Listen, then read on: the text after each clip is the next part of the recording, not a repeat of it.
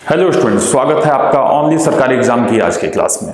आज हम लोग बात करेंगे जो हमने पिछले लेक्चर्स में आपको क्वेश्चन दिए थे, जो सवाल पूछे थे और आपके कुछ डाउट्स जो आपने कमेंट्स में पूछे उसके बारे में।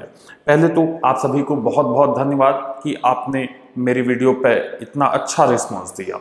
मैं कोशिश करूंगा मैं आपको और भी बेहतरीन चीज़ें दूं और अच्छी से अच्छी नॉलेज और अपने सरकारी एग्जाम को पाने के लिए जो भी चीजें मैथ से रिलेटेड जरूरी हैं वो सभी आपको आप तक पहुंचे।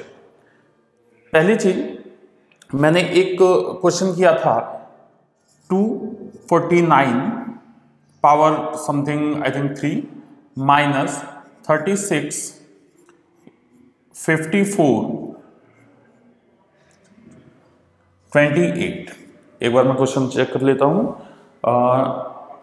36 54 347, ये 47 था लास्ट में, 47, ठीक है। अच्छा देखिए यहां पे 9 की पावर 3 है, तो चूंकि पावर जो है वो ऑड है, पावर ऑड है यानी जो घात है वो विषम है, इसलिए ये जो पावर 3 है इसके कारण यूनिट डिजिट तो 9 हो जाएगी। माइनस देखिए 6 और 4 की यूनिट डिजिट 4 आएगी और 4 और 7 की यूनिट डिजिट 8 आएगी, तो 9 माइनस 8 इक्वल टू 1। अब एक सवाल था कि सर यहां से इस 4 का क्या होगा। ध्यान दीजिएगा, जब इनको मल्टीप्लाई किया तो जो आंसर आया उसकी यूनिट डिजिट ये है। अब ये चीज खत्म हो गई, अब इसकी जगह क्या हो गया, ये हो गया। अब इस 4 को, इस वाले 4 को आगे मल्टीप्लाई नहीं किए हैं, इस वाले 4 को हमने ले जाके यहां मल्टीप्लाई किया और ये आया 8। क्लियर है। मैं एक बार फिर से बता देता हूं कि 36 है इंटू 54 है इंटू 47 है, तो 6 इंटू 4 24, तो ये 2 काम का नहीं है।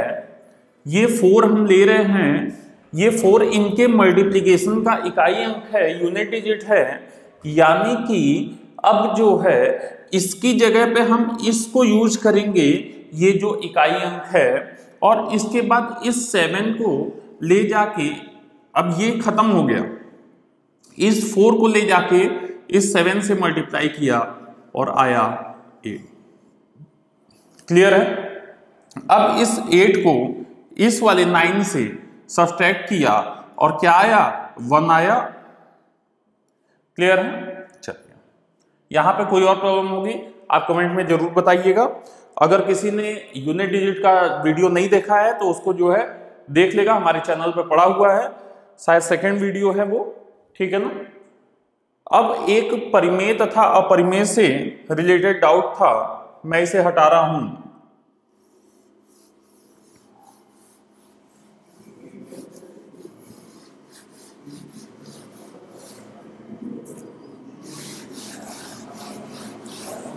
हाँ, एक क्वेश्चन था मल्टीप्लिकेशन के रूल में, मैंने बोला था कि 36 है 50 इंटू 59 है इंटू 61 23 कुछ ऐसे है, तो 6 इंटू 9 4, मतलब 54 होगा ना।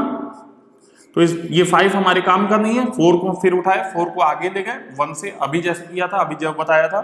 अब यहाँ पे 4 इंटू 1 4 हो जाएगा, फिर 1 इंटू 3 सॉरी 4 इंटू 3 12 हो जाएगा, और ये क्या आ जाएगा, 2 आंसर हो जाएगा।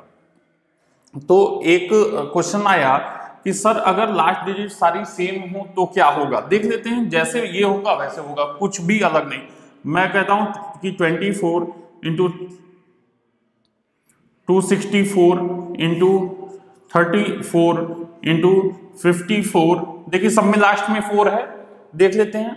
4 4 16 यानी कि 6 आया, 6 4 जा 24 4 आया, 4 4 जा 16 यानी 6, तो कितना आ गया, 6 आ गया।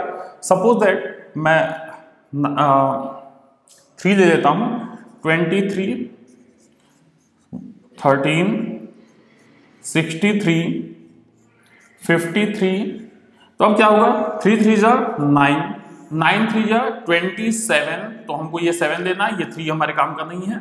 7 3 जा 21, तो आंसर कितना हो गया 1।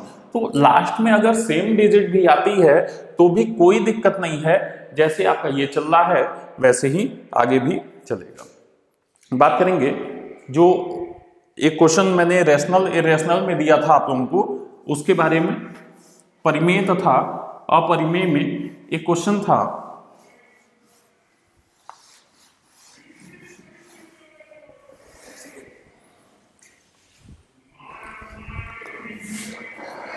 मैंने कहा कि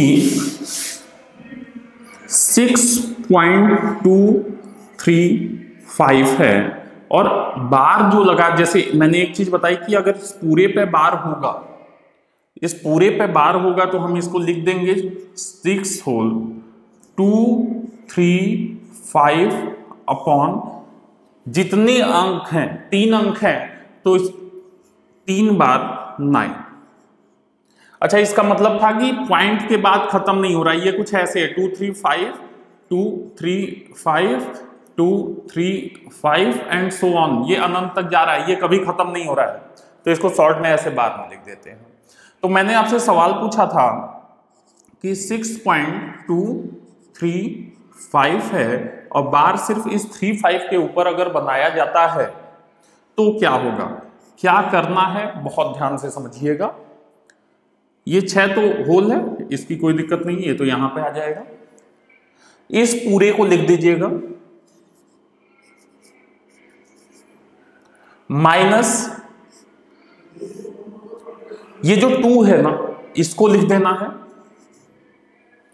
और इसके बाद क्या करना है, जितने अंकों पे बार है उतने बार 9 लिखना है। तो 2 अंकों पे बार है तो अब 2 बार 9 लिखना, और एक पे नहीं है तो इस पे 0 लिखना, ठीक है ना। जितने अंकों पे 0 बार नहीं है उतने बार 0, जितने अंकों पे बार है यानी ये लाइन खींची हुई है उतनी बार 9। क्लियर है? चलिए, तो ये क्या हो जाएगा 6 होल 233 डिवाइडेड बाई 990। एक बार और कोई एग्जांपल ले लेते हैं इसके लिए, एक्सक्यूज मी।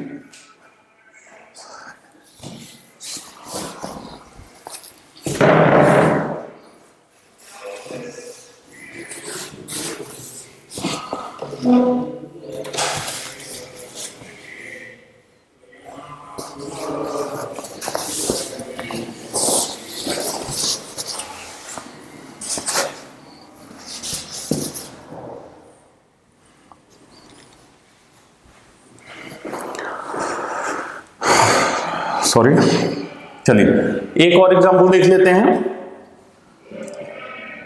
सपोज दैट ये जो बार है इस बार सिर्फ 5 पे होता, यानी कि मैं कहूं 6 पॉइंट, या यहां इस बार कुछ और ले देते हैं, हम कहते हैं 2.235 है और बार जो है, जो लाइन है वो सिर्फ 5 पे है, यानी जो रिपीट हो रहा है वो सिर्फ 5 रिपीट हो रहा है।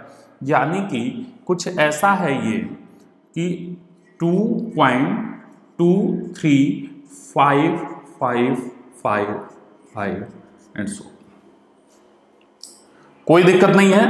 क्या करना है आपको, ये तो पूर्णांक है, इसको ऐसे लिख दिया और ये 235 लिख दिया, माइनस अब जिस पे बार नहीं है उसको सब्ट्रैक्ट कर देना है, घटा देना है। तो 23 पे बार नहीं है, हमने क्या किया 23 को सब्ट्रैक्ट कर दिया। क्लियर है?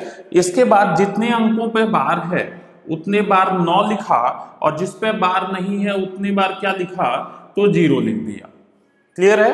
देखिए एक अंक पे बार है ना तो एक बार 9 लिखा, और 2 पे बार नहीं है तो 2 बार हमने 0 लिखा।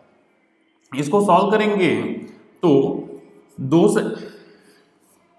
2 से ही देखिए 35 माइनस 23 12 आएगा, सब्ट्रैक्ट करेंगे, 5 में 3 गया 2, 3 माइनस 2 1, देखिए 12 आया और ये 2, तो 212 बटा 900। अब आप इसको काट सकते हैं, जो भी हो पाए कर सकते हैं। क्लियर है? चलिए, तो ये 2 क्वेश्चन थे और बहुत ही अच्छा रहा, आपने बहुत अच्छा रिस्पांस दिया, कई लोगों ने जवाब दिया। तो इसको देखिएगा, आज की क्लास में मैं 1-2 क्वेश्चन और दूंगा। और देखिए, वीडियो अगर देख रहे हैं, अगर सिलेक्शन पाना है तो काम को कीजिए, ठीक है, साथ में अच्छे से पढ़ाई करते रहिए। 100% ओनली सरकारी एग्जाम पे आपका सिलेक्शन जरूर हो जाएगा यहां से पढ़ के।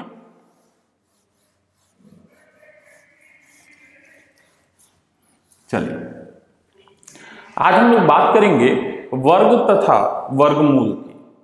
सॉरी, वर्ग की बात हो चुकी है, आज हम लोग बात करेंगे वर्गमूल निकालने की। तो वर्गमूल निकालने के लिए मैं आज ट्रिक बताऊंगा और अगले लेक्चर में मैं आपको क्वेश्चंस कराऊंगा। पहली चीज तो आपको ये पता होना चाहिए 1 to 9 तक का स्क्वायर आपको याद होना चाहिए, ठीक है ना। 0 to 9 कर लीजिए, तो 0 का स्क्वायर होता है 0, 1 का स्क्वायर है 1, 2 का स्क्वायर है 4, 3 का, ये चीज आपके दिमाग में होनी चाहिए। 16, 5 का स्क्वायर 25, 5 का स्क्वायर 25, 6 का स्क्वायर 36, 7 का स्क्वायर 49, 8 का स्क्वायर 64, 9 81 और 10 का स्क्वायर, 10 क्या 0 है, 0 के लिए हम लोगों ने ले लिया ऊपर। ध्यान दीजिएगा कि ये जो दहाई अंक है ना, हमको सिर्फ यूनिट देखनी है, इसकी हमको जरूरत नहीं है तो हम इसको हटा देते हैं ना, इसकी हमको जरूरत नहीं है, हम इसे क्या कर रहे हैं, हटा दे रहे हैं, ठीक है ना। अच्छा, तो हमको ये चीजें देखनी है।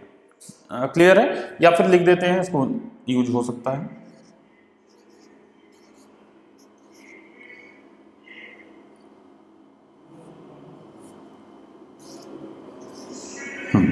चलिए, अब समझिएगा कि अगर मैं आपसे कहूं, एक क्वेश्चन करके हम लोग तरीका देख लेते हैं। अगर मैं कहूं कि 4, 4, 8, 9 इसका, ये किसका वर्ग है, यानी कि इसका वर्गमूल क्या होगा, तो आपको क्या करना है, आपको इसे 2 पार्ट में डिवाइड करना है। क्लियर है? अच्छा, अब समझिएगा, पहले तो हम इस पार्ट को देखेंगे 44, तो देखेंगे हम 44 कहां पे आ सकता है, तो हम देखेंगे 44 6 और 7 के बीच में, यानी 36 और 49, 6 और 7 के बीच में आ सकता है। तो 6 और 7 में जो छोटा होता है वो हम लिखते हैं, तो छोटा कौन है, 6 है, तो 6 को हमने 2 बार लिखा। याद रखिएगा, यहाँ पे हमको 2 ऑप्शन मिलते हैं, इसलिए हम 2 बार लिखते हैं, ठीक है। अब हम देखेंगे 9, तो देखिए 9 कहाँ कहाँ आ रहा है, तो 9 एक यहाँ पे आ रहा है और एक यहाँ पे आ रहा है। देखिए इकाई अंक देखेंगे इस वाले पार्ट को, तो यहाँ देखेंगे लास्ट में 9 है, तो लास्ट में 9 यहाँ पे है और यहाँ पे है, यानी 3 और 7, यानी कि ये 63 हो सकता है या 67 हो सकता है, ठीक है ना। अच्छा, अब हमको इन्हीं दोनों में डिसाइड करना है। हम क्या करेंगे, हम 6 है, दाई अंक हमारा 6 है ना, तो 6 के आगे क्या होता है, 7 होता है, 6 को 7 से मल्टीप्लाई किया, क्या आया 42। तो हम अपने सवाल को देखेंगे, क्या ये जो पार्ट है, सेकंड पार्ट, जो दहाई वाला पार्ट है, जो दूसरा वाला पार्ट है आगे वाला, ये क्या 42 से छोटा है या बड़ा है। आप कहोगे सर 44 दिया है, 44 है, 42 से बड़ा है, 44 42 से बड़ा है, इसलिए हमारा जवाब भी बड़ा वाला होगा। तो हमारा क्या आंसर हो गया, हमारा आंसर हो गया 67। थैंक यू, आज के लिए इतना ही। अब अगले लेक्चर में हम लोग वर्गमूल पर आधारित क्वेश्चंस देखेंगे और घनमूल को भी समझेंगे। Thank you.